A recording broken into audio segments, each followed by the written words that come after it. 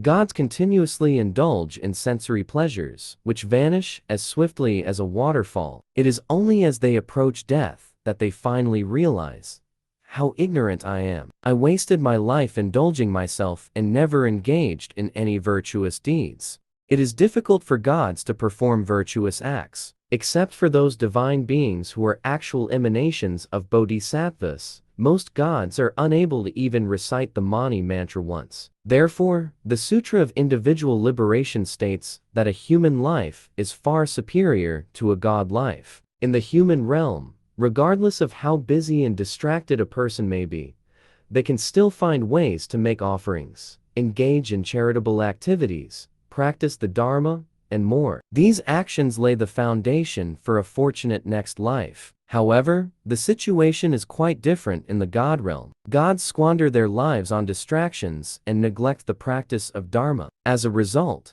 they will eventually be consumed by immense remorse at the moment of death.